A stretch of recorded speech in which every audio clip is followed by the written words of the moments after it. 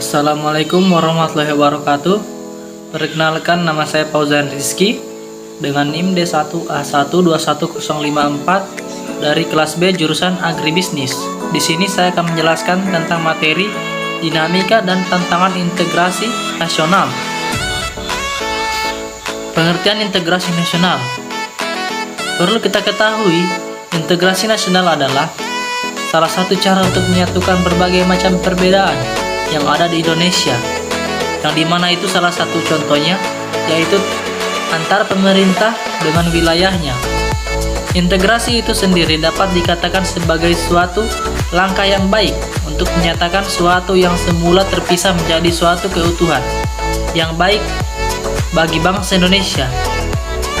Contohnya itu seperti menyatukan berbagai macam suku dan budaya yang ada serta menyatukan berbagai macam agama di Indonesia, karena Indonesia terdiri dari berbagai macam suku, budaya, dan agama.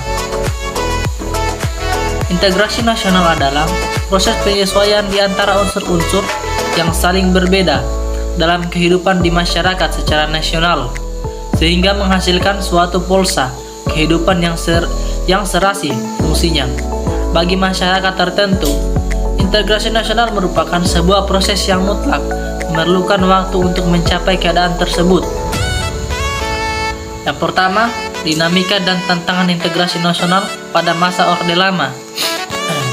Sesuai dengan tujuan dari semangat proklamasi kemerdekaan bahwa bangsa Indonesia merdeka ingin membentuk suatu negara yang berdiri di atas satu fondasi semangat persatuan dan kesatuan, sehingga mampu mewujudkan cita-cita bangsa Indonesia yang bersatu, berdaulat, adil dan makmur bagi seluruh rakyat Indonesia. Hal itu ditegaskan dalam Pancasila. Sila ketiga yaitu Persatuan Indonesia, yang artinya itu berangkat dari realitas sejarah bangsa Indonesia yang sangat multikultural. Itulah maka bangsa Indonesia mempunyai cita-cita bersama untuk hidup bersama di dalam satu bangunan rumah yang disebut dengan Negara Kesatuan Republik Indonesia, biasa disebut NKRI. Meskipun melihat kondisi kekinian, sering kita jumpai banyak permasalahan-permasalahan yang dihadapi oleh bangsa Indonesia terkait dengan masalah multikulturalisme dalam bingkai kebinekaan. Membangun kesadaran multikulturalisme dalam sebuah negara bangsa seperti Indonesia bukanlah upaya yang mudah. Bhinneka Tunggal Ika sebagai teks ideal yang diharapkan dapat menyelesaikan persoalan multikultural di Indonesia ternyata mengalami penafsiran yang berbeda-beda dalam setiap orde pemerintahan pasca kemerdekaan. Keberhasilan membangun semangat kebangsaan melalui wacana perlawanan terhadap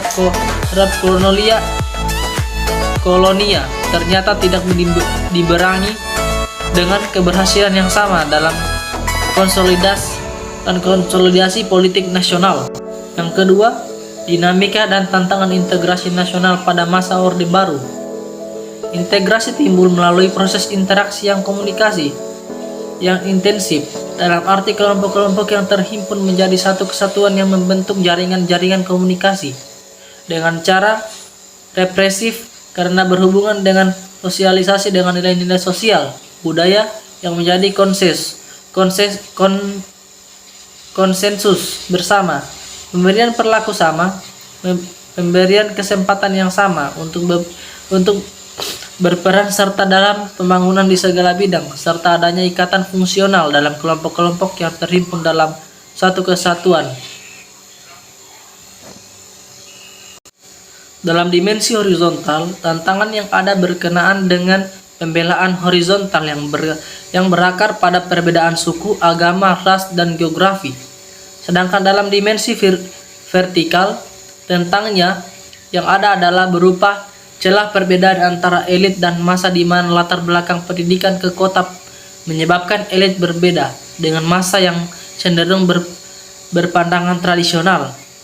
Masalah yang berkenaan dengan dimensi vertikal lebih sering muncul ke permukaan setelah berbaur dengan dimensi horizontal, sehingga ia memberikan kesan bahwa dalam khusus kasus Indonesia horizontal lebih menonjol dibandingkan dengan vertikalnya. Yang ketiga, dinamika dan tantangan integrasi nasional pada masa reformasi dan saat ini. Tantangan dari dimensi vertikal dan horizontal dalam integrasi nasional Indonesia tersebut semakin tampak setelah memasuki era reformasi tahun 1998.